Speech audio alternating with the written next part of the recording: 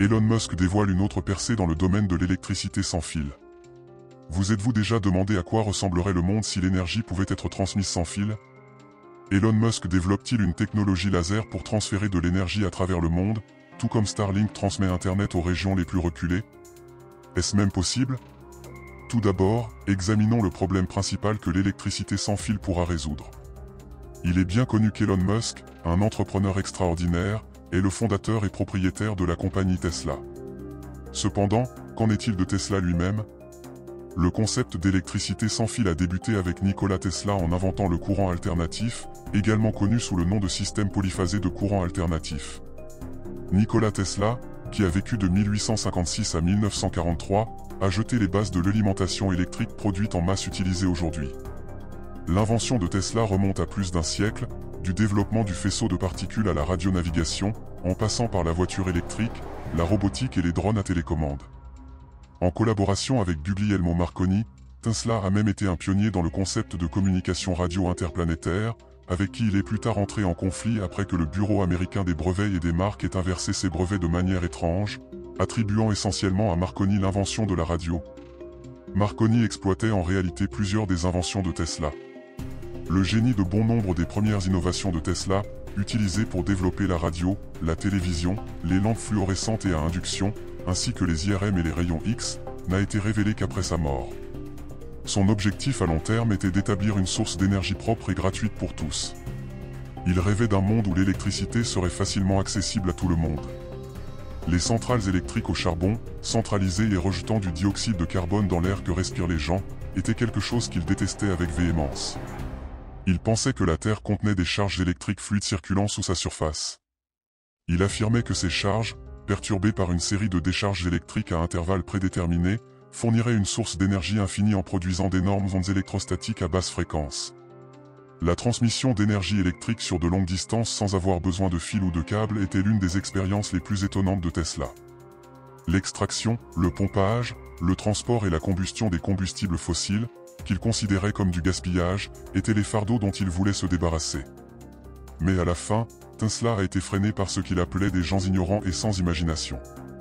Il s'agissait d'hommes puissants qui cherchaient à protéger leur industrie lucrative qu'ils avaient passé toute leur vie à développer.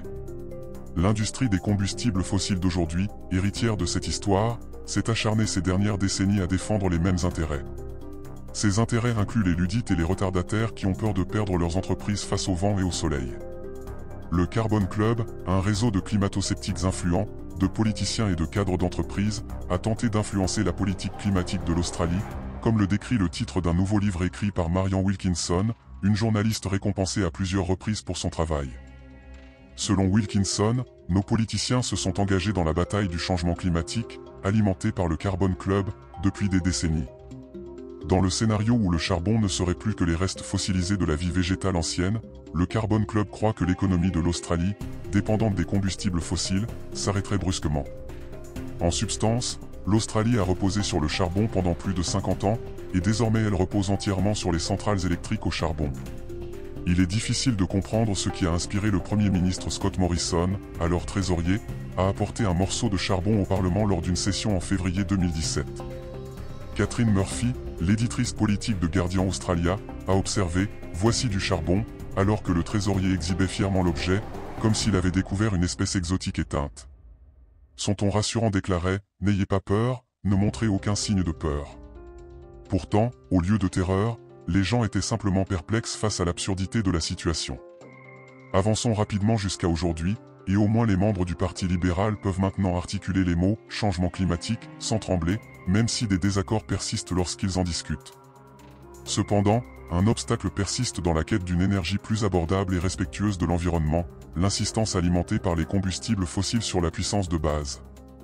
L'électricité de base est considérée comme une nécessité obsolète pour stabiliser le réseau, car l'énergie solaire et éolienne dépend des fluctuations imprévisibles de la nature.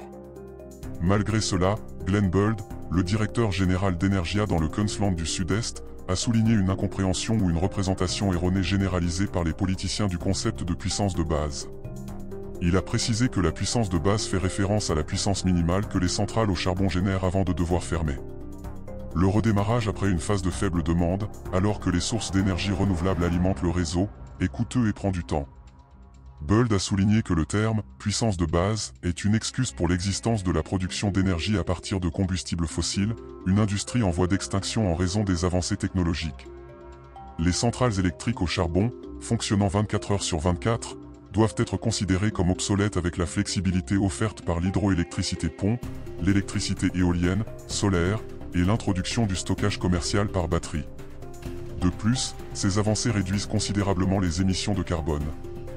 La question clé demeure de savoir si ces nouvelles technologies seront plus rentables. Au cours de la dernière décennie, il y a eu une augmentation substantielle des coûts de l'énergie en termes réels.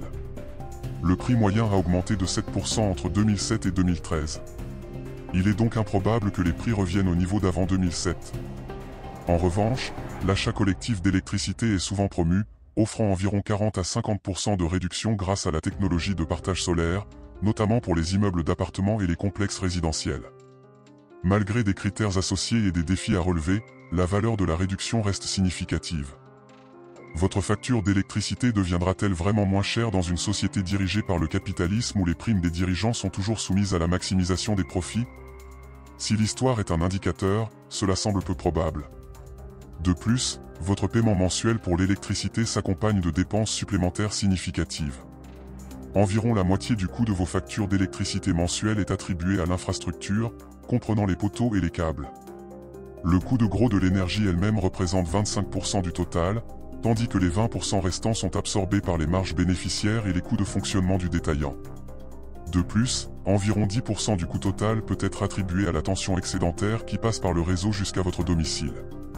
La tension nominale est d'environ 230 volts, mais elle dépasse souvent cette plage, fluctuant entre 216 et 253 volts.